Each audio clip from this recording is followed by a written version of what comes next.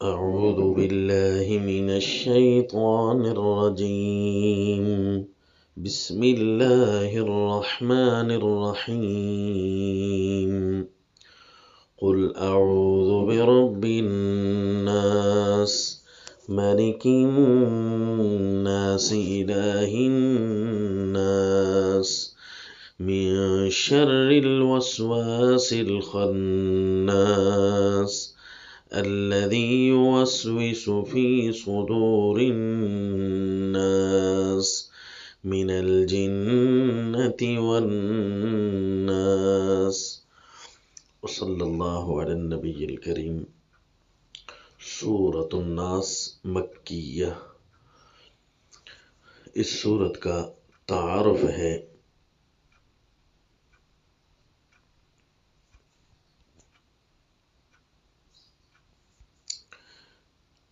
الاعاذۃ الالہیہ. یہ سب سے آخری سورت قرآن پاک کی، یوں سمجھیے اللہ کریم کی طرف سے آخری پیغام. جب یہ آخری پیغام ہے تو اس کو مکیہ کیوں کہتے ہیں، جبکہ قرآن پاک میں یہ ذکر نہیں ہے کہ کون سی سورت کس مقام پر، کس علاقے میں، کس ٹائم نازل ہوئی، سفری ہے، حضری ہے، لیلی ہے، نہاری ہے. تو یہ مختلف مرویات کے تحت اس کا فیصلہ ہوتا ہے اور روایات دیکھ کر ان کی اتباع ہوتی ہے. تو یہاں پر زیادہ تر روایات مدنیہ کی ہیں، جبکہ مکی ہونا بھی ان کا کسی روایت میں ہے.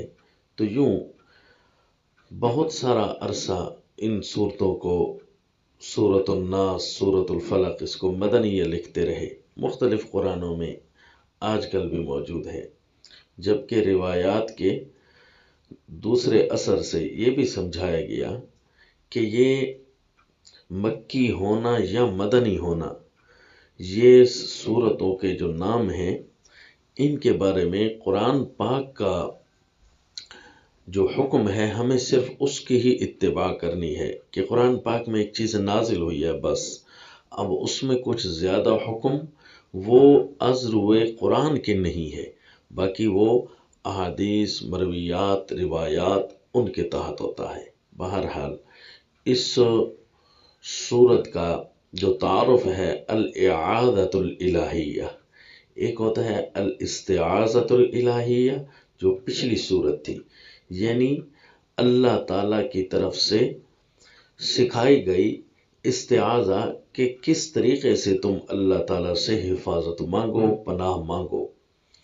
اور ایک ہے الاعاذۃ الالہیہ کہ اللہ تعالیٰ کی طرف سے پھر پناہ دینا وہ کس طرح ہوتا ہے، وہ یہ صورت بتائے گی کہ تعلیم الاستعاذہ من شر الوسواس الخناس، کہ اس صورت میں اگرچہ استعاذہ کی تعلیم ہے، پچھلی صورت میں بھی استعاذہ ہی کی تعلیم تھی، لیکن یہاں پر اللہ کی صفات زیادہ ہیں، اور وہاں پچھلی صورت میں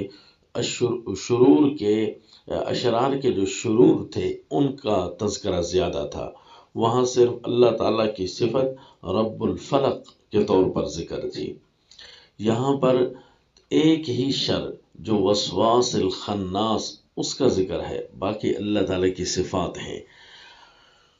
رب الناس، مالک الناس، الہ الناس، یہ ساری اللہ تعالیٰ کی صفتیں ہیں.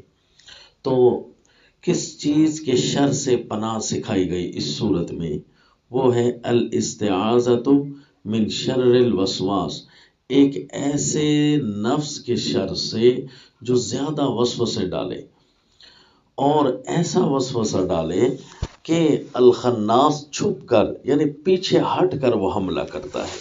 وہ کون ہو سکتے ہیں؟ کہا جی من الجنۃ والناس، وہ لوگوں میں بھی موجود ہیں اور جنوں میں بھی موجود ہیں.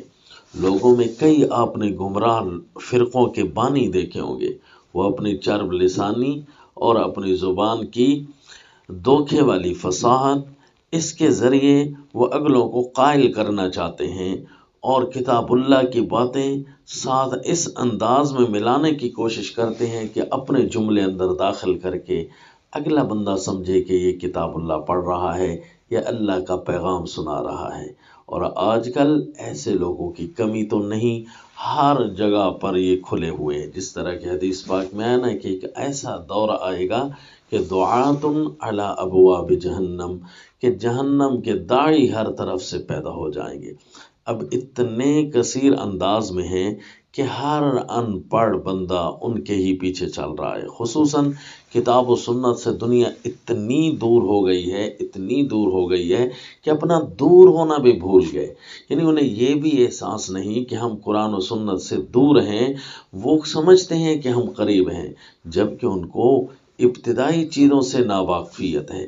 تو یوں کر کے شیطان کو بڑا کھلا موقع مل گیا کہ اب ان کے بارے میں اپنے بندے لانچ کرو اور وسواس الخناس دو، تاکہ ہر بندہ اب گمراہ ہونا ان کے لیے بڑا آسان ہو جائے گا۔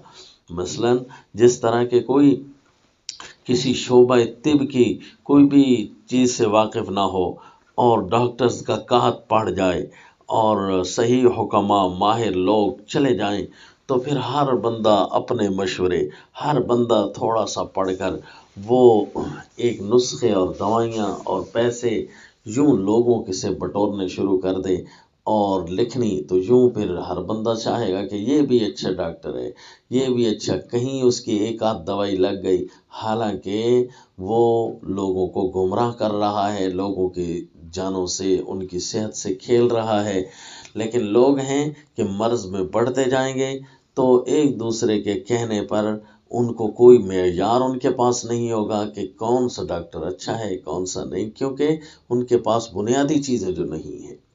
تو اگر بنیادی چیزیں لوگوں کے پاس موجود ہوں، جس طرح کہ اپنے کھانے پینے کے آداب سے واقف تھے، تو اس وقت یہ لوگ نہیں تھے جو ان پڑھوں کے نام سے ڈاکٹرز مشہور ہو گئے اور یوں کر کے وہ لوگوں کی جانوں سے کھیل رہے ہیں، جبکہ پہلے یوں نہیں کھیل سکتے تھے۔ ہر بندہ ان کے سامنے دیسی چیزیں موجود تھی اور دیسی طریقہ علاج موجود تھا، سامنے چیزیں، ہاں بھئی اس چیز سے آپ کیسے علاج کر رہے ہیں، یہ تو چیز یوں نقصان بھی دے سکتی ہے، آپ بے شک اس پر نظر ثانی کریں، دیکھ لیں۔ یعنی ابتدائی چیزوں سے واقفیت تھی۔ تو اسی طرح اب کتاب و سنت سے لوگ اتنے دور ہو گئے کہ جو کتاب و سنت کا ڈاکٹر نہیں ہے، لوگ اس کو ڈاکٹر سمجھتے ہیں اور یوں بیٹھ کر وہ اپنی منمانی کے حملے کرتا ہے۔ یہ ہے الوسواس الخناس۔ جبکہ لوگ ہیں ابتدائیات سے واقف نہیں، ایسے انداز سے یعنی قرآن کو اکثر اب پڑھنا شروع ہو گئے ہیں کہ قرآن کا لب و لہجہ بھی تو دور کی بات، اب تو قرآن عربی کے لفظ کو بھی ضائع کر کے پڑھا جاتا ہے۔ یعنی یہ محسوس ہوتا ہے کہ کہہ کیا رہا ہے، باقی عربی کے حقوق پورے نہیں ہو رہے ہوتے۔ الیاذ باللہ، اتنی زیادہ دوریاں ہیں۔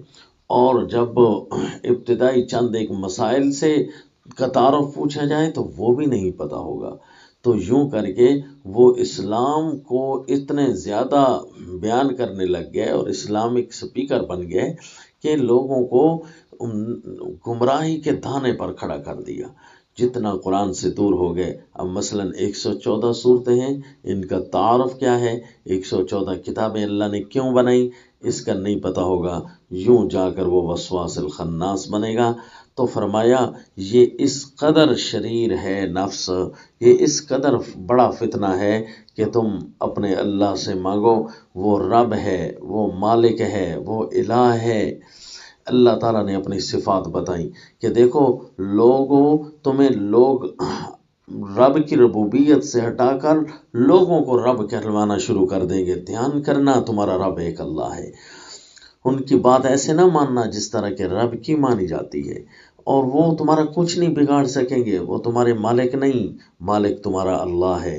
اللہ تعالیٰ کو بتانا پڑا لوگوں کو کہ لوگوں، تمہاری اس شر سے بچنے کی یہی ترکیب ہے کہ اپنے اللہ کی طاقت کو سمجھو، الہ الناس، اور پھر یہ سمجھو کہ لوگ تمہارے الہ نہیں، یہ اگوان تمہارے الہ نہیں، پیر پیر ہوتا ہے، امیر امیر ہوتا ہے، استاد استاد ہوتا ہے، مرشد مرشد ہوتا ہے، وہ کو خدائی درجہ حاصل نہیں کر سکتا، وہ نبوت کے درجے پر بھی فائز نہیں ہے، چہ جائے کہ وہ خدا بن جائے۔ اس لیے فرمایا ان کو الہ نہ سمجھ لینا۔ کیسے الہ سمجھتے ہیں؟ رسول اللہ صلی اللہ علیہ وسلم کے سامنے ایک صحابی تشریف لائے، اللہ کے نبی، ہم نے زمانہ جاہلیت میں اپنے بڑوں کو رب نہیں بنایا تھا، جبکہ اللہ کریم فرماتے ہیں اتخذوا احبارہم ورہبانہم اربابا من دون اللہ، کہ ان یہودیوں عیسائیوں نے اپنے بڑوں مولویوں پیروں کو رب کا درجہ دے رکھا تھا اور اپنے اگوانوں کو رب کا درجہ دے رکھا تھا۔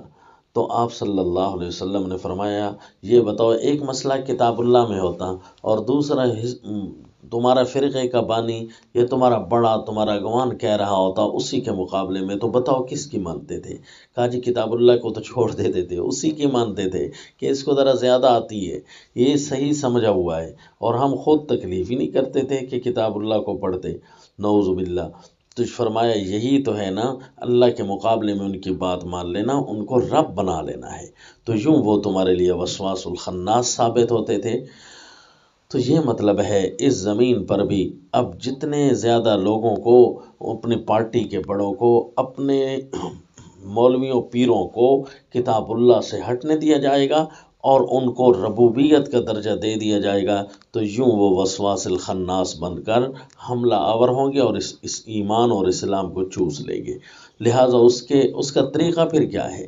اس کا طریقہ یہی ہے کہ کتاب اللہ کی امانت تمہارے پاس آ گئی ہے، رب کو ہی رب سمجھو، رب کو ہی مالک سمجھو، رب کو ہی الہ سمجھو، تو اسی کے فرمان کے مطابق کہ قرآن کو پڑھو۔ افلا یتدبرون القرآن، اللہ شکوہ کرتے ہیں لوگوں کو کیا ہو گیا ہے کہ میں نے جو پیغام بھیجا اس کی طرف تو غور ہی نہیں کرتے، یعنی صرف پڑھنا ہی نہیں ہے بلکہ تدبر سے پڑھنا ہے، تاکہ اتنی مہارت ہو جائے کہ یوں میرے رب نے تو نہیں فرمایا جس طرح کہ تو کہہ رہا ہے، لوگوں کو ان کی کرپشن بتائی جائے، ان کے جھوٹ بتائے جائیں، تاکہ وسواس الخناس نہ ہو۔ اب قرآن آ چکا ہے، اب بھی لوگ گمراہ کریں، اب بھی وسواس الخناس وہ موجود رہیں جنوں میں سے یا انسانوں میں سے، تو اب انسان تیری اپنی قسمت کہ تو نے اپنی قسمت کو خراب کروا دیا، کتاب اللہ کو چھوڑ کر فطرت سے تو خود ہٹا ہے، دوسرے تو سارے راہ غیر فطرتی ہیں، ہر راہ شیطانی راہ ہے، فطرت کی پٹڑی پر تو قدم کو نہ ہٹانا، وہ قدم سارے کے سارے تجھے قرآن سکھائے گا۔ سب سے پہلی چیز کیا تھی؟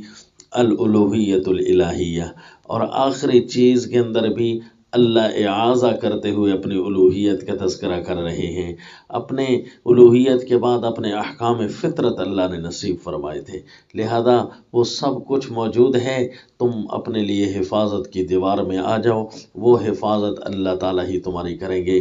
اللہ کے حکم کے بغیر اگر تم نے قدم رکھا تو گمراہ تو دوسرے کریں گے، لیکن غلطی پہلی تمہاری ہوگی کہ تم کیوں پٹڑی سے نیچے اترے تھے۔ وما علینا الا البلاغ۔